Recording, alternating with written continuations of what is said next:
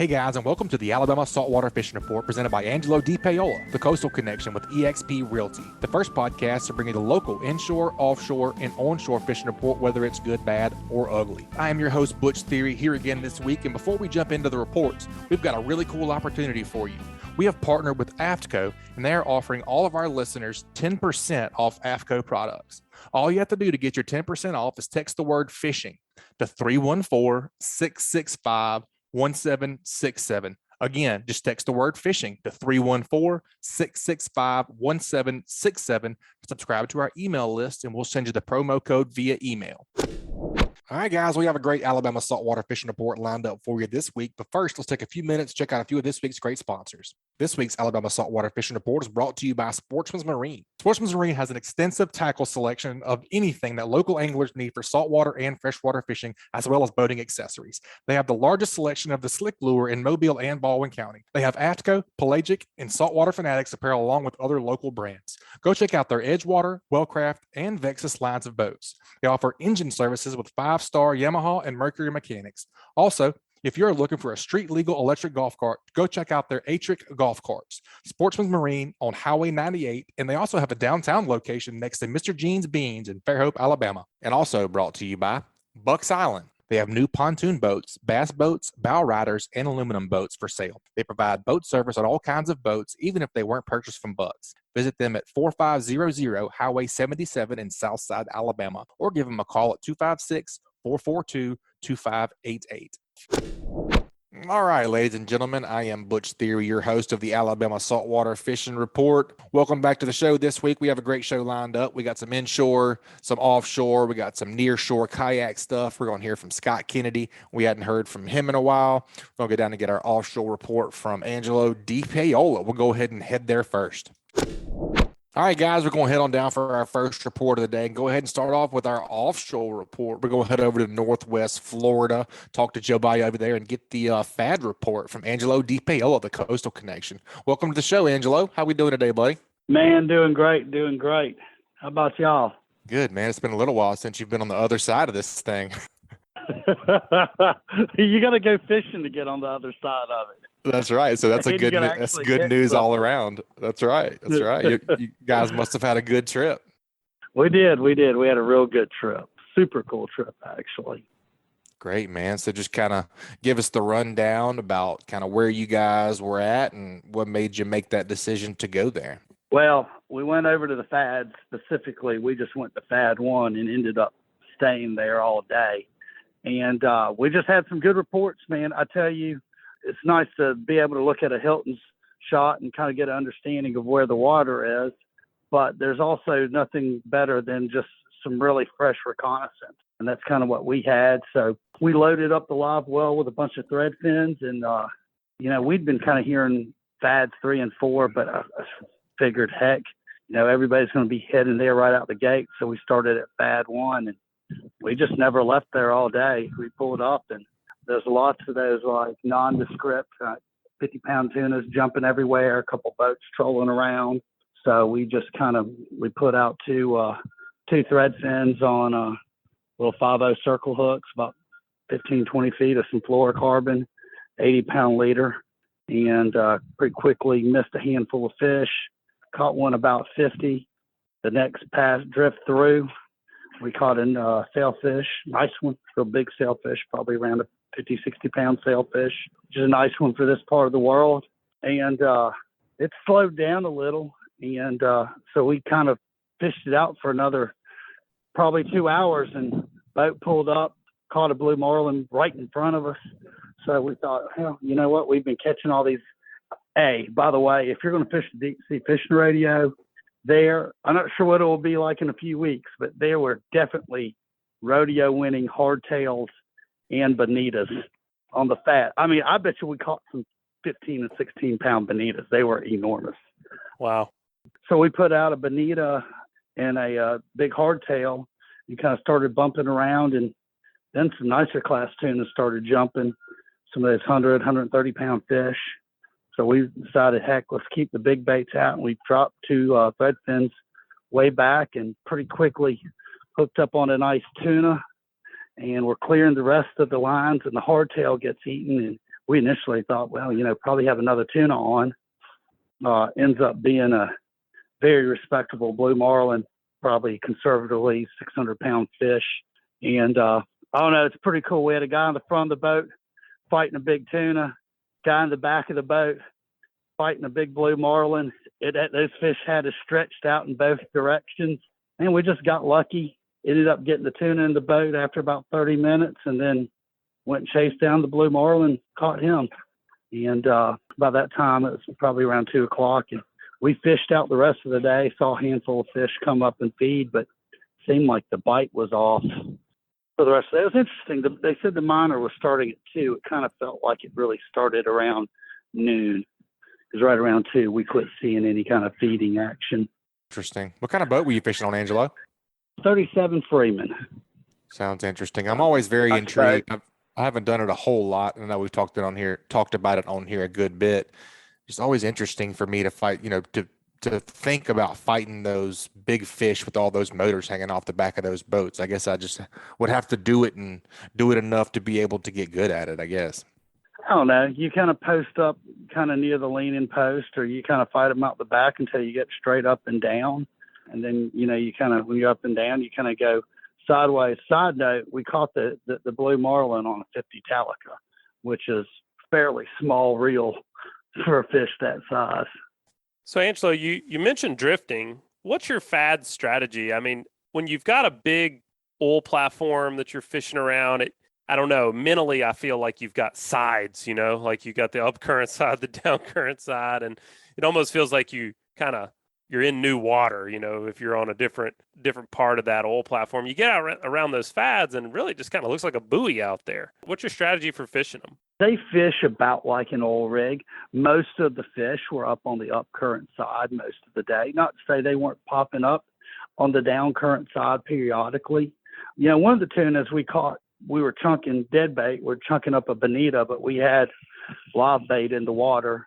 And we just kind of were getting a little bit ahead of where we'd seen them popping up. And that's one thing about tunas. If you're kind of seeing them pop up, you'll notice that they kind of come up and down almost in the same areas most of the time.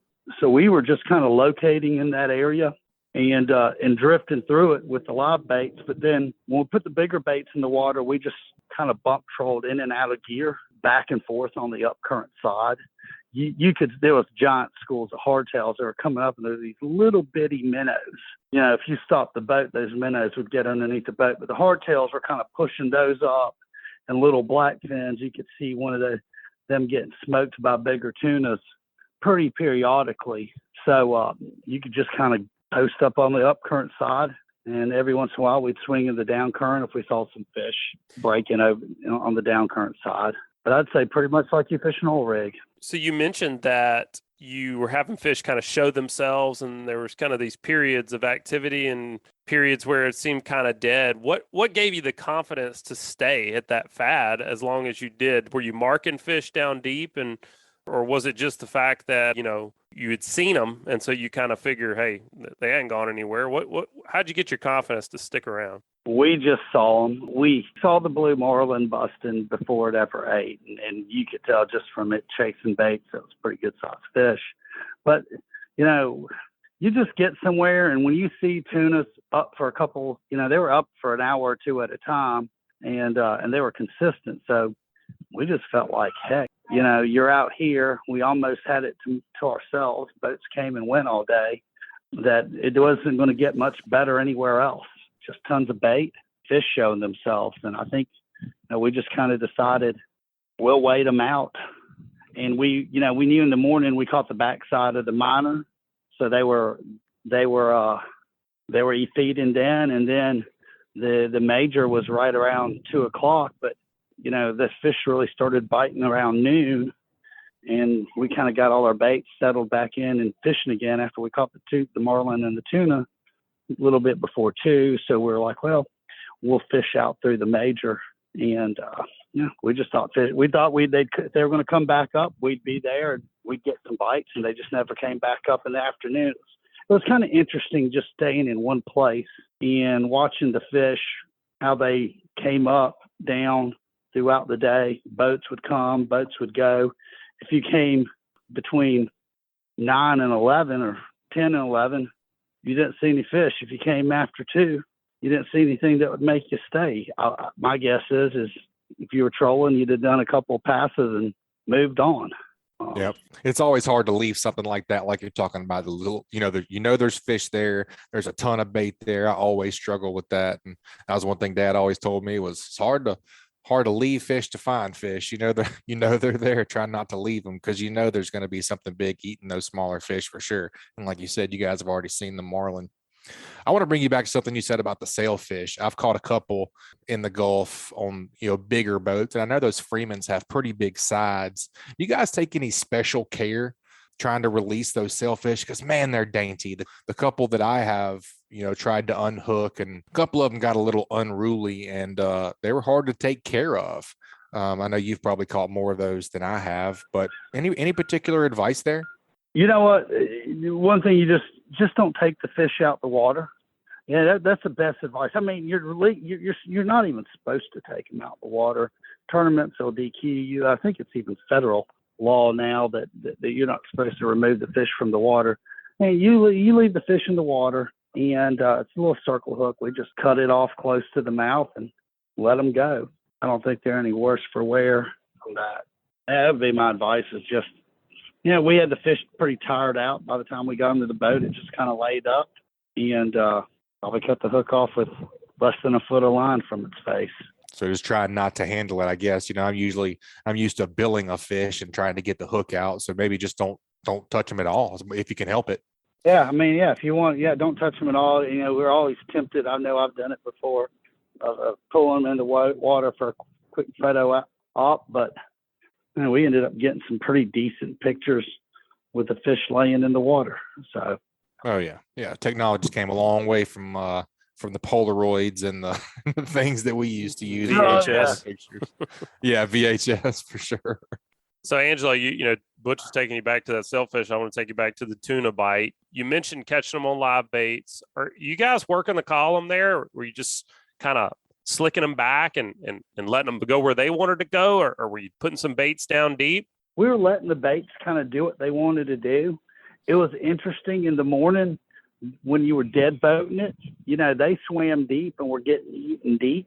And in the afternoon, we're bump trolling it. I mean, I think one of the tricks that I always like to do is we just fish one bait way far back and one in a little closer, but still relatively far back, because it always feels like the tuna are a little bit further away from your boat. They're just constantly a good ways away. And if you got a bait that's way far back and the fish come up between you and your bait, you can bump the bait into the school. You can reel the bait into the school. But if they're both up pretty tight to the boat, it's hard to get your bait to the fish if he's only 50, 60 feet behind your boat. But you get them 100 yards behind your boat, there's nothing about your boat that's going to spook them. And you can reel your bait into the fish. Or when you do a turn, you can turn real wide, and then once you're finished with your turn, you kind of straighten up and you can pull your bait through the school that way as well. So, I think there's some advantages to me, especially those small loft baits when you're fishing tunas, to fish them pretty good back, unless they're just blowing up all around your boat, and just flip them out the back. It don't matter then. That's right. It's a good problem to have. I think a little bit distance between you and your bait and your boat's always a good thing. Well, I'm glad to hear you guys had a good trip, Angelo. Sounds like all the conditions lined up and y'all had a game plan, stuck with it, and that really sounds like the difference. You could have spent a lot of fuel and a lot of time out searching for a quote-unquote hot bite, but you guys just kind of laid back and let the bite get hot, and it's paid off for you. So that's a good strategy, and that's some good advice for folks that are going out there. I know it's always a struggle of patience and being confident in what you're doing. It's good to hear that it paid off for you guys. What are you thinking for a tip for this week as a way to wrap this report up? Well, I'd say this. I think, we had gone out there with the intentions of trolling. We had a bunch of live baits, and when we got out there's 3 other boats fishing, and they were all trolling, and we just thought, hey, let's just be a little different than what they're doing. Obviously, the fish are seeing plenty of that. But when it comes to live baits, catching live baits, at least half the battle. And one of the things I've actually learned from a buddy of mine, I think Michael Cleveland, who was on here not too long ago, was when you're fishing for live baits, if you can hold up on the upcurrent side of the structure that you're trying to catch your bait off of, taking a little, they sell these pre-ground boxes of chum. They come in about the same size of box, let's say a thing of squid or whatnot would come in frozen, sticking that into a perforated bag, little mesh bag, and just kind of letting it go back. It was amazing how that would bring the bait right to the back of the boat, and you could just dip your sabiki in the water and lift it up, and you'd have your 4 or 5 baits on there every time. So you weren't kind of chasing the bait as it was moving around. You just let it come to you. That's hard to beat right there, Joe. I guarantee you're gonna hook that mesh bag for sure. Oh yeah, and I'm actually a little bit upset because I really try to avoid chum in my life, and Angelo gave me another reason why I need to use it. It's just a box, Joe. You don't have to cut up anything. You just it's very gentlemanly. Now you're talking my language a little bit more. Yeah. We can get your wife to handle it for you. I still wake up in the middle of the night thinking about, flats of pogies and having to cut them up in little bitty pieces and stir them up the next day after a 95-degree day, yeah, I'm down for somebody else doing that, just grabbing my box and throwing it in my little perforated bag. That sounds real good. Amen. I was like, we brought the obligatory 25-pound flat of pogies, which we did chunk while we were out there. I'm not sure if it did anything for us, but I guess that's part of the reason we stayed out is that we just kept on changing tactics. If one thing wasn't working, we'd do another thing. If that thing quit working, we'd switch back to something else. So, hey, every time I've ever been out there without them, I've been like, man, I wish I'd have brought. You got to have them. Like you said, I like that, the obligatory flat of pogie. Gotta have them. That's a fact. Yeah, rather have them and not need them. That's for sure. Well, Angelo, thanks for sharing the report, man, and I'm glad you guys had a good trip. Of course, you help us co-host from time to time, and as always, if folks are wanting to get in touch with you, really to stay in touch with the real estate market here along the Gulf Coast, how can they get in touch with you? I'll tell you the easiest thing is just Google search the Coastal Connection. It'll take you right to our website, thecoastalconnection.com. I guess we have these podcasts. We have other events going on in the area. And then I think we have the best property search tab out there. And when you click search property, we're not going to prompt you to put in all your information in order to see more than 3 pictures. So, you can kind of browse anything from Dauphin Island to Apalachicola that's on the market. And if you have any questions, you can just our phone number and email is all right there. And you just shoot us a question or register, and we'll get somebody in our office. We'll be back in touch with you. Somebody's usually me. But if I'm out and about, somebody will kind of get an idea of what you're looking for, and I'll call you back. We appreciate it, man. As always, Angelo. Look forward to hearing from you next time, buddy. All right. Same here. Thank you, guys. All right, Butch, we gotta get out of here and go get these other reports, man. But what'd you take away from Angelo's report? Well, man, it's funny. It's a fine line. We always talk about all the time, never leave fish to find fish and be patient. But we also talk about sticking and moving and not being scared to make an audible or a big run to change your situation. How do you figure out that fine line? There's a fine line between being patient and then just being dumb and beating your head against the wall. Yeah. I think for me, I go back to something that Tom Hilton said on here a lot of times, and that's that he wants to build that poker hand when it comes to conditions, and maybe good altimetry might be a high card. Good altimetry and good blue water is maybe a real high pair. And then every time you start to add a component to that structure, all right, now we got 3 of a kind. And then all of a sudden we've got a good current or a temperature change. Now we've got a full house, and that's always stuck with me, especially in blue water where it just seems like, oh man, all we got to do is just change. The fish got to be somewhere else. And that sounds like that's what Angelo did there. Not so much with the conditions, but there were enough things, kind of clues pointing to the fact that there were fish there.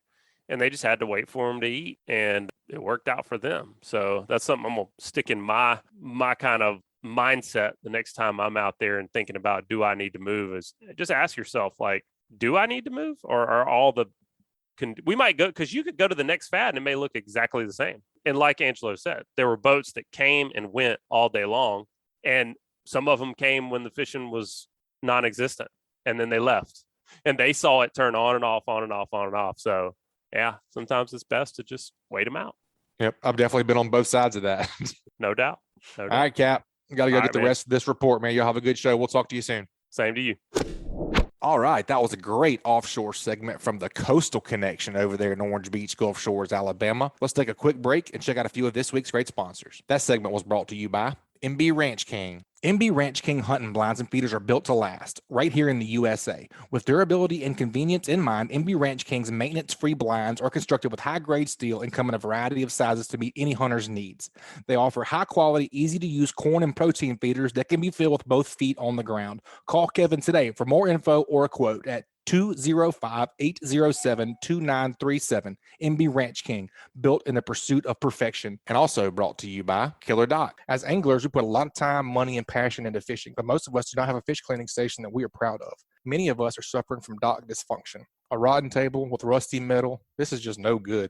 But the dock enhancement that we've all been waiting for is finally here. KillerDock uses marine-grade aluminum to make fabulous fish cleaning tables and stunning canopies that will keep us out of the sun. KillerDock combines durability, function, and design to uniquely upgrade your entire dock experience. Visit KillerDock.com to see more. And also, Dixie Supply and Baker Metalworks. Dixie Supply and Baker Metalworks are proud to be your metal roofing headquarters for over 40 years. Save time and money by buying from the most reliable manufacturer on the Gulf Coast. Buy it today, pick it up today. With the addition of their new store in Cantonment, Florida, they now have 8 locations to serve you. Dixie Supply and Baker Metalworks, your metal roofing headquarters. All right, folks, let's head on down and see what Captain Scott Kennedy's up to with Whistling Waters, Kayak Fishing, and Outdoors. Welcome back to the show, Scott. How have you been doing, buddy? Good, Butch. It's good to be back on, and I appreciate you guys having me back on here. Yeah, man. Heck yeah. Always good to talk fishing with you. You never know what you're going to be up to, but it sounds like you've been mostly in the kayak lately, inshore and near shore. It's been a little bit less hot this past week or 10 days, I would say, but how have things been heating up in the kayak as far as fishing goes? Yeah, so like you mentioned, I guess the storms and everything we've had this past week, the overcast has definitely made things a bit more comfortable for us on the kayak. Because 2 weeks ago, I guess what was that? We hit that stretch where it was 100 degrees plus for 4 or 5 days. That was pretty brutal. Being in that kayak, we don't have the chance to hop up on engine and get that little bit of breeze. So we were sitting in the frying pans, but it was definitely a nice change of pace this week. With that being said, we definitely have had to dodge some storms, kind of picking and choosing where we launch and, really, really watching that radar and forecast like a hawk. But with all that said, we've found a few fish this week, kind of my same routine that I've been running, the past few years. This time of year, I've been sticking near the south end of the bay, especially, like I said, with the rain we've had the past week or so. Definitely been a lot of fresh water dumping into the bay. So I've tried to been, steering towards the south end of the bay where the water's got a little bit more salinity and everything. And, down in that area, south end of Mobile Bay, like Mississippi Sound and stuff, there are a lot of, tidal creeks, tidal rivers where you can kayak fish and not have to worry about the wind and everything. So yeah, just kind of been doing that, starting my mornings off. We've been chasing the speckled trout. One thing in a kayak you're kind of limited to is, getting out to that deep water stuff in the middle of the bay. I try not to get out there too much, so we're kind of stuck to the shallows. But, if you get out there right at first light and everything, launching real early, we've still been finding some speckled trout, throwing, my good old top waters, Miradones, that kind of stuff. Been having some success. It has been a very early bite, like I mentioned, within an hour. Like if I hadn't had any bites or if things are slowing off within an hour, I'm kind of been changing my focuses. But the trout bite's been good. And, once that kind of slows down, then I'm starting to head deeper into these marshes and stuff, looking for, of course, redfish, that kind of stuff. I will say that this week has been, and listening to last week's podcast kind of flows into that, I guess. But the flounder bite has been exceptional this week. I'm definitely not a flounder fisherman by any means, But we have been spending some days where we actually target flounder, and we've been having success. So that was nice. Definitely makes it nice where you can change it up a little bit and target a little bit different species. What have you been doing to, key in on those guys in particular? Have they just been incidentals? Well, I tell you, the first couple of days it was incidental. Then you said, might be onto something here. Yeah. It was like, all right, something's happening here. So we kind of started figuring out. I was using like the Fishbites, the dirty boxers, and like some of the gulp curl tails and that kind of stuff. It seems like those bigger curl tails, like those 4 to 5 inches, have definitely been the bait of choice. I usually throw like 3-inch paddle tails and that kind of stuff, and not really having the success on those that I was, once I upsized my bait a little bit. But kind of the areas I've been focusing in on, of course, I'm looking for a high tide. Of course, like my best days I've had have been when we're fishing right at high tide, or maybe like the first hour of the falling tide. But I'm just kind of getting into these marshy areas, these tidal rivers, tidal creeks, and I'm looking for, drains that are coming into the main creek. So it's, it's a creek that feeds into a creek kind of deal. Right. But anywhere I can find those drains where, you just have a little pocket in the grass line, or, even just some kind of irregularity on the grass line has been where I've found most of those flounder hanging up. Very cool. Oh, that's a great quote. Incidental, man. Those things are delicious. And I know your charters are loving catching those guys. Oh yeah. As far as table fare goes, I always tell everybody, as far as inshore fish goes, that is definitely 100% my favorite table fare. And yeah, that's it. And altogether, it's probably my top 3. Yeah, it's tough to beat a good flounder. Yes, it is, man. Let's see. We cleared speckled trout. You were talking about getting there super duper early. Bobby was kind of keying in on that last week as well, and then kind of transforming into some deep water stuff. What are you doing as far as changing up your tactics whenever you're moving out and a little bit deeper, whenever that water starts getting a little bit warmer? So like I mentioned, us in the kayaks, we are kind of limited to how far out we can get. As far as being in these areas around the south end of the bay, once we get a couple hours into the morning, starting to attack these marshes where I'm trying to find the deepest area in those marshes. And, Gotcha. And when I say deep, it's very relative. Like when I'm talking deep water, I'm talking at most 3.5 feet deep, Right. Maybe 4 feet deep. So I try to find those areas, and especially if I can find, if an area that's got a drop off close to where I've been fishing those top water stuff early in the morning, kind of those sandy flats. Like if I can find a deep water drop off adjacent to that is where I'm going to spend a lot of my time. But it's been, it's kind of been hit or miss. I'll hit one deeper pocket one day and do really good. The next day we come back and it's a little bit slower, so we kind of have to shift around the pockets. So I've noticed they're not necessarily in the same place every day. They're not too far from each other, but it does help. If you get somewhere and you're fishing for 15, 20 minutes, not really having any luck in that area, go to try to find another little deeper spot or something. Just kind of keep moving until you find the fish, I guess. How are you locating those deeper pockets, Scott? So I do run a depth finder on my kayak. Mm-hmm. So that is a big help.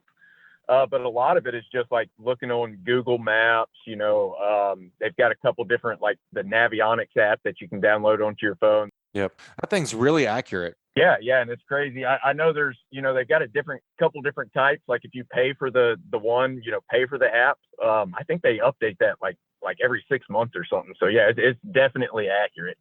Yep. And that's a big help. And on top of that, of course, just covering water. I'm, anytime I'm going from spot to spot, if I'm in an area I'm not familiar with or anything, I'm always running, like I said, that depth finder. So I'm constantly looking at that, just trying to see if I can find any kind of different changes or anything like that. Definitely makes sense, man. You've been on the beach, Annie? I know there's been a bunch of tarpon around. You've been giving that a fair shake? Oh yeah, that's what I've spent my past couple of days doing. I will say I have seen quite a few fish coming by, but I have not hooked a single one yet this year. I guess I've got a case of the yits this year when it comes to chasing them down and getting that right cast. They're definitely out there. It seems like this year there's some pretty big schools compared to years past. So I would agree. They're definitely out there. As far as seeing more it's probably social media maybe, and just more people being exposed, or me being exposed to more people, I guess, rather. But man, it seems like there's been a bunch of tarpon this year. Yeah, I'm sure that plays into it. Like I saw a video today on Facebook. There was a guy flying a drone. I think he was around Pensacola Beach or something. Saw that. Yeah, that school had to have been, 100 fish, or at least? At least 100 fish, yeah. Yeah, there's definitely some big schools going through right now. Like I said, I haven't necessarily hooked into them, but I've enjoyed watching them roll past me and getting to wave to them, I guess. Well, hey, they're a pretty fish, and the way I look at that is you just got to put in your time, man. It's kind of like sitting in a deer stand, you just got to put your time in the stand, and eventually he's going to walk by and give you a good shot. Yeah, definitely. And I think, part of my problem is, I've heard Chris and everybody else talk about, those hoagie swim baits, which yeah. I have definitely had good success on those. But I'm a big live bait guy when it comes to those tarpon. Like, I feel like I'm at a loss when I don't have the live bait. And, the schools of bait offshore have been around. The past couple of days, I haven't necessarily found them. So I feel like I've been selling myself short without those, live scaled sardines or LYs or pinfish or anything really. So that's been a big hiccup for me. And on top of that, being in the kayak, you don't necessarily have the option to run them down and cut them off real well if you're not on your A game, I guess. Right. And, I always talk about, in the shows past that I've been on, I talk about my kayak. I'm in that Hobie PA12, which is 99% of the time the best kayak you can be in. But it is not fast at all. It is a very slow, very cumbersome kayak. You got the stability and the storage and everything, but to be able always to run a trade-off, down, right? Yeah, exactly. So it's kind of a pick your poison for me. What I do, I like the stability, I like the storage and everything. But what I sacrifice is I can't necessarily, shoot after these fish and get ahead of them all the time. And I think that's kind of been what's been slowing me down, because a lot of these schools I've been seeing, by the time I realize they're there, they're right on top of me, and they dive back down deep, and I try to put some baits out to them or something. They don't necessarily, react to it. And by the time they're back on the surface, they're a good bit away from me. So I can't necessarily get to them. And I think that's been one of my biggest issues. But I guess, like you're saying, though, if you were set up with your live bait, I don't really know how you set up with those live baits on your kayak. You can walk us through that, but by the time you see those fish, they probably have a chance to look at your live bait. Yeah, and that's been one of my biggest holdups. Like, at least the days when I have live bait, I can keep a bait down. Like, right. That's what I'm trying to say. I guess freelining it behind me. Yeah, and you always get that chance of them finding it. But yeah, I haven't had those baits to be able to do that. So I'm kind of relying on trying to sight cast them. And when you're doing that, you got to see them come up and gulp and everything. And it's definitely crippled me a good bit not being able to get that live bait. You need to get you a tower on that kayak. I tell you, I've been considering it. I want to figure out how far I can push my limits on that thing. That's right. Ratchet strap you a ladder to your kayak. Yeah, there you go. I'm just kidding, folks. Please do not take that to heart. That was a joke. Do not do that. Yeah. Disclaimer, right? Yeah. That's probably not the safest thing to do at all by any means. Oh, man. Well, that's a great report, Scott. Inshore, great tarpon stuff. You'll get out there, man. You'll get them. You just got to put in your time. Still got plenty of time left for that. I mean, I usually don't think about tarpon time until about, Dauphin Island Fishing Rodeo, which is in a couple of weeks. So I would think you got plenty of time to have success with that. Yeah. Usually my best 2 weeks, I feel like year to year is, the second and third week of July. So to see them here this thick and this early, I'm hoping they'll stay like that. I hope so too, man. And I hope, years to come, maybe their migration population is getting stronger on this pattern here. That'd be pretty cool. Yep. Yeah, I definitely, I would agree to that. I'm not going to go into any details at all, but there is a lot of things that believe me or have led me to believe that. Yeah, for sure. That's great news, man. Well, have you thought about a tip for our kayak and inshore listeners this week? Yeah, so my tip is going to kind of lead into that tarpon offshore stuff. If you guys plan on headed out there in the Gulf, one, make sure you have live bait for sure. Even if you go in a day beforehand, just trying to get some pinfish or something, make sure you have some kind of live bait headed out there. And on top of that, if you've got a selection of kayaks, not everybody does, but if you've got a kayak that's faster than one of your other kayaks, I would definitely recommend taking your faster kayak offshore right now too. That is definitely a great tip, and it sounds like you learn both of those things from recent experience.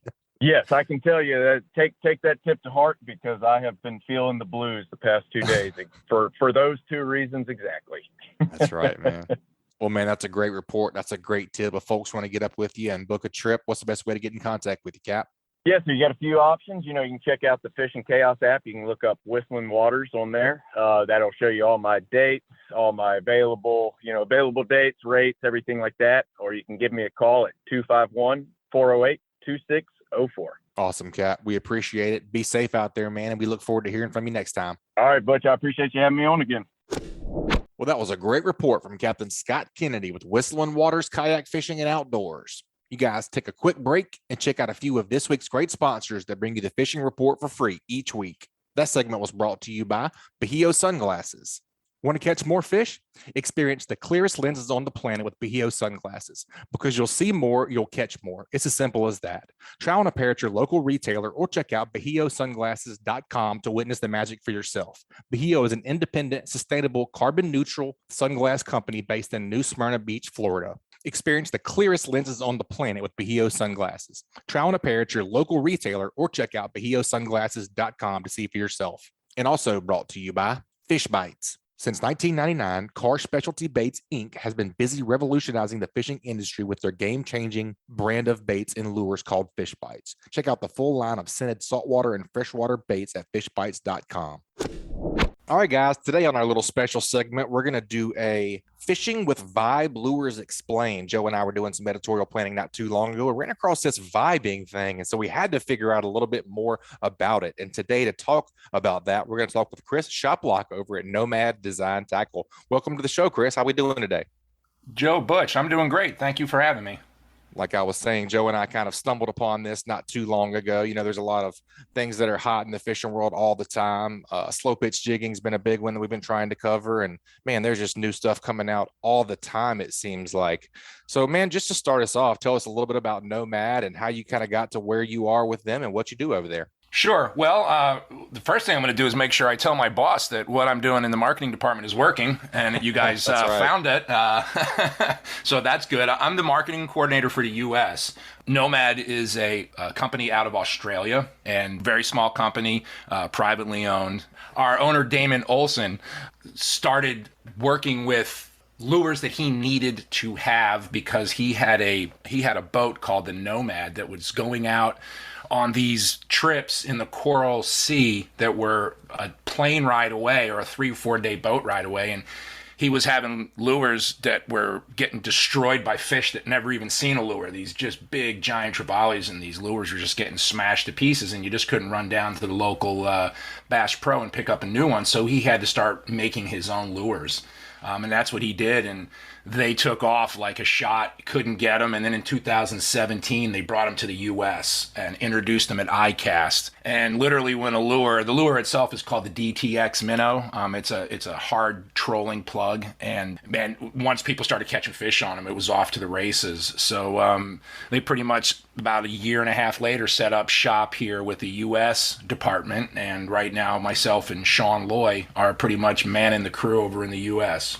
Very cool backstory. So, Chris, like we talked about in the beginning, vibing. What the heck is vibing? And really, what designates a lure as a quote-unquote vibe? Yeah, great question. And it was pretty much one that I had when I was looking into the company. I saw this little vibe thing, and I kind of just went right by it. I was like, oh, that's interesting. It looks like a lipless crank. And didn't find out really what it was all about until I met our guy, Jared Boschhammer, Captain Jared.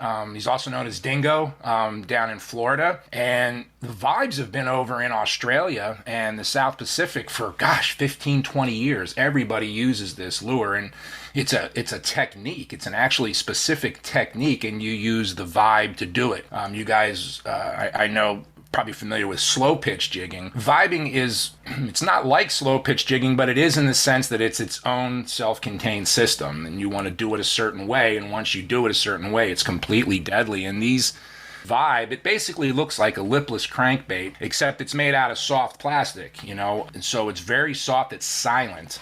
And when you bring it through the water column, it vibes so hard that it just fires off the fish's lateral lines, and they really can't resist. And so our guy Dingo down here in Florida knows Damon over in Australia and was like, man, I need to get a vibe. I can't get vibes here, and I know they'll work. And so we said, heck, we'll just send you a few over. We've been making them over there for 10 years. And he sent them over to Jared, and next thing you know, Jared's catching 45-inch snook on him and giant redfish. And I went down to see what the whole thing was, and I had the exact same question. I said, man, what? He keeps talking about vibing this. You vibing, mate? We're going to vibe over here, and we're going to vibe over there. And I finally was like, what are you talking about with this vibing? And he's like, vibing. I'm like, no. I don't know what you're talking about. I've only been in the fishing business my whole life, and I'd never heard of it. And he explained how it worked, and we went on to do a YouTube video that was just sick. Right off the bat, we were just catching giant fish, and vibing, it's an actual method of fishing, an actual style of fishing that originated overseas and has now come in here, and we've just been crushing it since we sort of launched it last November. Very interesting concept, man. I'm really intrigued by the soft plastic, makeup of these things. I'm looking here on the website. There's some inshore stuff. There's some offshore stuff. There's some super heavy ones. There's all different kinds of stuff. Let's talk about offshore a little bit for a second. Sure. Some of these are pretty good size, 5 inches up to 5 ounces, it looks like. Are you trolling these, or are you more of a... No, this is definitely much more of a jigging thing, even offshore. Right now, our Mad Max lure, which is almost like a hard version, is right now you can't even find a Mad Max in the US right now. They're on eBay for ridiculous amounts of money, and this is kind of the same type of a situation, but that's a trolling lure. Vibe is made to be used more or less vertically. If we're talking offshore, definitely vertically. That thing will sink to the bottom, and you get in the zone, and you vibe it up, you bring it up real hard, and you let it fall. The key is, because that's in soft plastic, the lead inside can be shaped in a manner that when that bait falls, we can actually impart action onto the bait will actually swim side to side on the fall. That just elicits the most savage strikes as soon as a predator sees something, feels it vibing up super hard, and then it just falls and swims down. They just annihilate it. And for offshore, we've got guys who are fishing 200 feet deep. Brooksy over in Australia fishes 200 feet deep in 4 or 5 knots of current. It takes a little bit of patience to get it down, but boy, she goes down good. So, talking about this being, you compared it to slow pitch jigging, and you mentioned that it's not just the lure, it's a system. So what other components are there besides the actual vibe itself that are required to do this? I mean, can somebody just hook one of these on to their normal rod and reel and tackle and drop it down and have success? Yeah, rigging, although there's been a lot of different ways that we're coming up with rigging them right now in all the different areas that we're fishing them. For the most part, it's pretty basic. You're definitely going to want braid because you really want to feel that vibe, and you need part of the when you're not in offshore as much, when you're a lot shallower, you need to really keep contact with that so you can feel the fish picking it up on the fall. So braid is good that way. And you need a rod that's going to give you that really, really soft tip to help that vibe sort of really work, but it's got to have backbone because you catch giant fish. And that's kind of a hard combo, to have that real soft tip and that real hard backbone. So we have a couple rods that we recommend.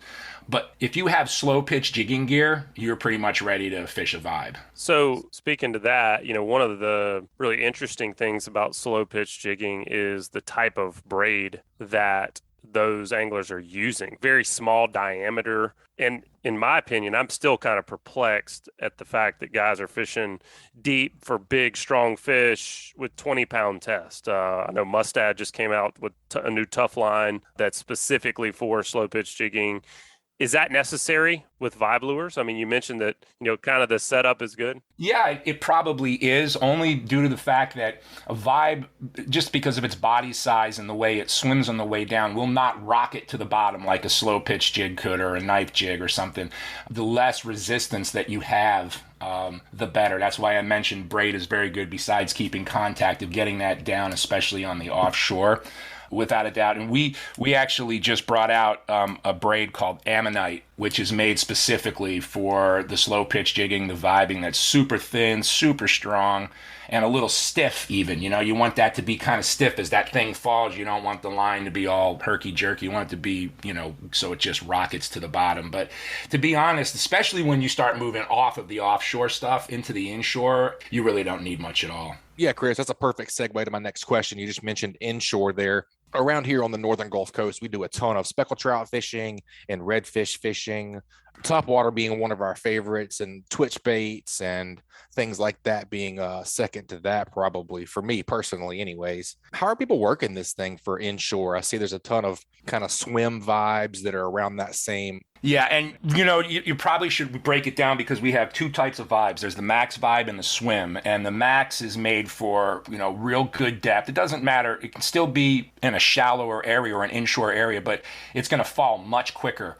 And the swim is actually going to fall slower, and that really has a very exaggerated swimming motion. So you can really kind of work a max, almost like a lipless crank, and kind of bring it back and let it fall a little bit. But the swim, you can really make it sort of very slowly small. And when I tell you, the sea trout, the redfish, these things cannot leave it alone. It's perfect for that kind of stuff. And I love the offshore stuff, but I can't even begin to tell you how many species in the last 6 months that we've picked up all on inshore. Real shallow kind of stuff. So yeah, that if you're in that type of an area, the guy that discovers that there, and man, we're looking for somebody good down there that's a good lure fisherman. The guy that discovers that down there is going to kind of change the game. Well, it's interesting you talking about you've got the max and the swim, one's for depth, one's for shallow, sounds like. Let's talk about sizing the bait itself. Fishing deep, of course, I'm always thinking, hey, heavier it is, faster it's going to sink. That's going to help me if I'm, down kind of trying to deep drop this, so to speak. But what do you look for in terms of sizing the bait and for the type of fishing you're trying to do? Yeah, well, we have a bunch of not many different sizes. We only have 5, but the 75 super duper small. Everything's millimeters, so those numbers behind them are all millimeters. So the 75, real small. Very good for freshwater. For smaller species, 75 would be great for like sea trout and that kind of stuff. Scup up here, we're killing them up in Jersey on that. As they get bigger than 95 to 110, man, that's the real inshore wheelhouse, those two sizes. Our vibes come with BKK hooks, and at first they look like they ain't going to do anything. They look like they're way too small, and that was my initial impression. And we just got back from Boca Grande Pass, where we were fishing the big, heavy vibes for the tarpon. Everybody else was out there, with crabs, and here we are in a skiff running around with these vibes, catching fish. It was driving the locals crazy. But we were only using the little 110s. We tried to use the big 130s and the 150s, and they didn't want it. And as soon as we downsized, and that whole, as a finesse freshwater guy, I'm very used to the term elephants eat peanuts, and that's really what happens here. We caught a 175-pound tarpon on a 110. Again, my personal best snook is 45 inches, and that was on a 110 swim. So don't let the size fool you. Sometimes that little size is really what they need to trigger a strike. They see something different. They can feel it. It feels like a big fish the way it vibes. And they just jump on it, immediately. It's not that big. It's like a little snack. And so, if you think it's too small, I honestly, inshore, I don't know that I'd ever really throw a 130 or a 150. I'd be sticking with 95s and 110s. Gosh, we caught 40-inch striped bass one after the other on the 95, and they wouldn't even touch the 110. So it's kind of interesting how it works. It seems when you downsize with a vibe, you end up getting bigger fish. Well, it's just interesting to talk about that. That definitely makes a lot of sense. You just have to match your bait to whatever those fish are keying in on. Like if they're keying in on those, 1 to 3 inch, say glass minnows or whatever they're feeding on, that's what they're going to be feeding on. Yeah, absolutely. And sometimes, again, it's always a calculation to a fish. How hard do I chase something versus how much calories do I get for it? And that little teeny snack is something that'll just, fire off a reaction strike because it's right in front of them, and, they can just suck it up instead of chasing a larger bait fish. Yeah, Chris, it was interesting to hear you, say that you're kind of looking for somebody to test this out in the northern Gulf Coast area. And one of the things I've seen in a different fishery firsthand, start talking about yellowfin tuna, as that fishery developed in the Northern Gulf, it was really just a trolling bite for years. And then people got into chunking and then started throwing poppers, and then everybody had a kite, and was catching them on the kite. And so now what it seems like it's turned into is, if you want to go out and catch tuna successfully and consistently, you've got to know how to do all of those yeah. different techniques, and you've got to deploy those different techniques based off conditions and based off just kind of what those fish want that day. And I've seen it where we caught fish on all those techniques in the same day, and then I've seen it where we could only catch fish on like just with the kite, or they only wanted to bite on the chunk, And what was interesting about watching that fishery kind of develop was that it seemed like the new thing was the thing that worked, for a time, because it was almost like those fish, I don't know what a fish is thinking, but they had never seen it before. And I'd be curious to see if vibing would have that same effect of like never seen anything like that, and all of a sudden that's just that reaction bite. But let me ask you this. It sounds like really just about any kind of species could be targeted through vibing, and you've got a design in your lure that would work, whether you're talking about shallow or deep, or you're talking about larger fish or smaller fish. Where does it struggle? Where do you say, today's not the day for the vibe? Yeah. Honestly, it's so crazy. If I look back on what I've done over the last few months, I've been in Boca Grande Pass in 80 feet of water. I've been in Clear Lake, California in 5 feet of water for largemouth bass. I've caught fluke off of the beaches of New Jersey. I've caught striper in Montauk. We go everywhere and catch everything on it. I would say the number one thing would be like a lot of vegetation. Any kind of vegetation, any kind of really sticky bottom. There are ways that you can rig it to sort of not be as, bothered by it. But if you've got a really sticky bottom, you got to be real careful. And vegetation, you're going to have to do it. Now, I'm actually going after snakehead up here with it, trying to find some open pockets of water, and I'm having a hard time. So to be honest, there are...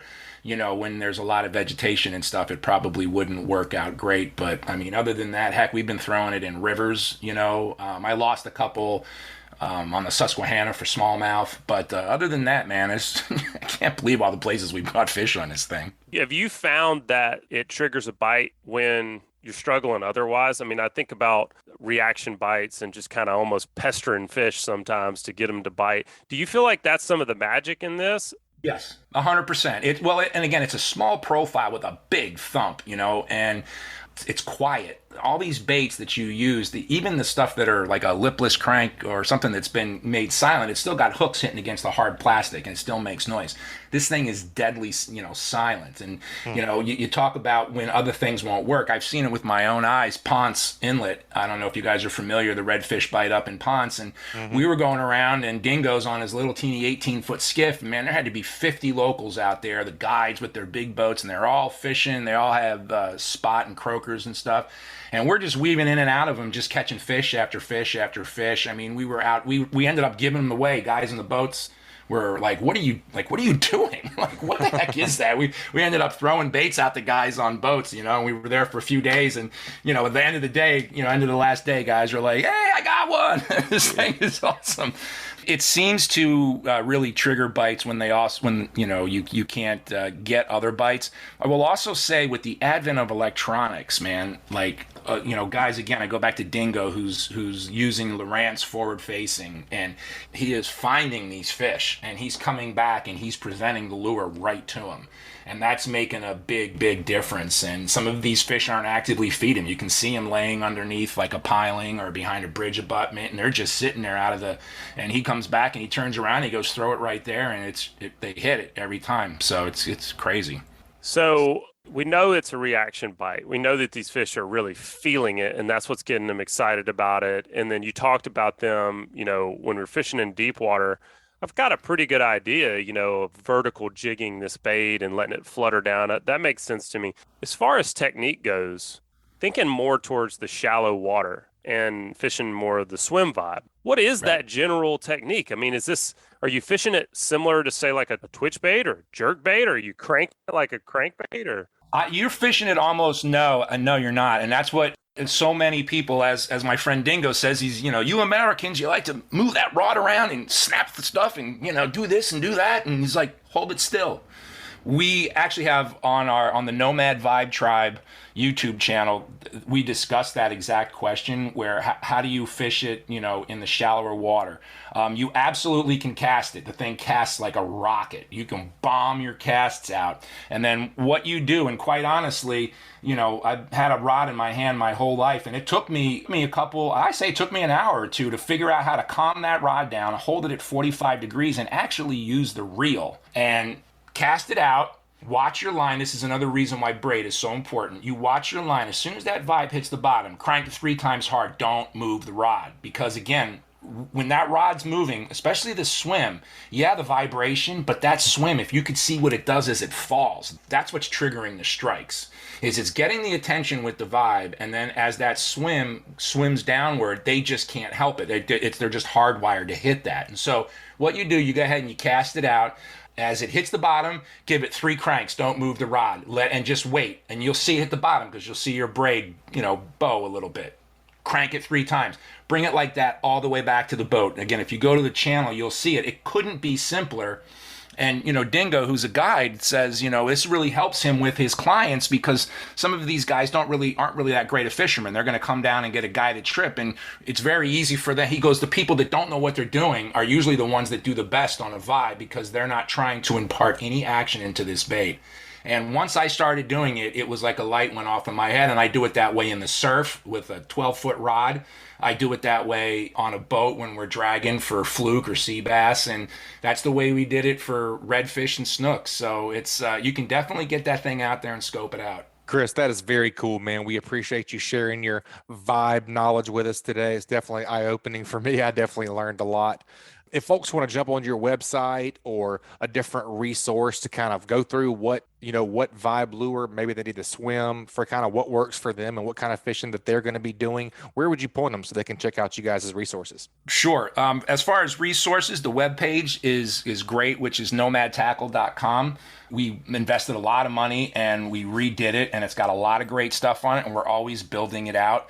On YouTube, anything to Nomad Vibe Tribe. If you go Nomad Vibe Tribe on YouTube, you'll find the channel where there's a lot of good stuff. But I tell you, on like Facebook, Instagram is really, really good. We're very interactive. We will answer your question if it's an intelligent question. How some of them Facebook comments can be. Oh yeah. We'll help you out. And again, that's just Nomad Vibe. If you just look for a Nomad Vibe on Instagram or Facebook, you'll come across our page, and we'll be happy to get you all dialed in. Very cool, man. Thanks for joining us today. We enjoyed it. Oh, guys, I really appreciate you having me, man. All right, guys, it's always cool to learn new stuff. I'm looking forward to trying some vibe lures. It sounds like you can use them all the way from shallow water like we do here in the tributaries and the bays and sounds that we have here for speckled trout and redfish. And it also sounds like you can catch some stuff on it offshore too, especially on the bottom for those grouper, snapper, and many other things. You guys take a quick break. Check out a few of this week's great sponsors. That segment was brought to you by Hilton's Real-Time Navigator. The days of heading out and blindly looking for good fishing areas are pretty much over. Don't waste time and money on fuel searching for fish. You need the most recent, highest resolution images to not only know where to go, but where not to go. The knowledge provided by today's technology is critical when planning an offshore fishing trip. Make the choice that professional captains all over the Gulf make and choose Hilton's Real-Time Navigator. The easy-to-use interface and excellent customer service will have you on the fish every time you go. Check them out at hiltonsoffshore.com. And also brought to you by Boaters List. Boaters List is your new reliable and fast resource designed to link everyone to everything on the water. If you own or run a boat, you know how difficult it can be to find the right company for the task at hand. Boaters List makes it easy to find the service that you are looking for. Locate anything from fuel docks to service repairs or rentals of large yachts, even down to paddle boards and all things in between. BoatersList.com will always strive to make it better on the water. All right, folks, before we get out of here, we got to do What Did You Learn? That's always difficult whenever I'm flying solo, but I did learn a lot. I learned a lot about the new vibe lure. It's very interesting. You guys check them out on Nomad's website. It literally sounds like it's a vibe, a lot of vibrations. It sounds like it's a soft lure that's quiet in the water, which is intriguing. Definitely going to have to try some of those. Also, something that stood out to me, it's always a great refresher to hear somebody like Angelo that has fished a lot in his previous years, and he still fishes a good bit. We give him a hard time, but he still fishes a good bit. Just making sure that your recipe is right wherever you are. Talking with Joe and talking through that poker hand. If you have one thing, that might be kind of questionable, you have two things going your way. So you have good altimetry, good current, and good bait. You have three things. Those three things can all stack up. So don't leave fish to find fish. All right, guys, this week, What Did You Learn was brought to you by a couple of sponsors that make this show free to you guys each week. Take a quick minute and check them out. That segment was brought to you by Sam's Stop and Shop. Sam's Stop and Shop is your one-stop shop located at 27122 Canal Road in Orange Beach. Sam's has a little bit of everything, including a deli, inshore, offshore, and surf fishing tackle. They also have bait, clothing, groceries, name brand sunglasses, and so much more. Sam's also has tackle experts and podcast contributors Chris Butch and Dusty Hayes on hand to answer any questions you may have about any type of local fishing, and can also repair your rods and reels if necessary. Stop by and shop or call them at 251-981-4245 today. And also brought to you by Test Calibration. If your diesel has low power or is consuming excessive amounts of fuel, these are common signs that your turbocharger may need to be rebuilt. Don't waste your money online with the cheapest options where you get no support after the sale. Test Calibration has been selling and servicing diesel, turbochargers, and fuel injection systems since 1976. No matter if you're running a diesel in your boat, tractor, or truck, Test Calibration can help you. Contact them at 800-822-0057 or visit them online at testcalibrationdieselandturbo.com. And also brought to you by National Land Realty. If you're in the market to sell your land, check out the fastest growing, most innovative land brokerage in the country.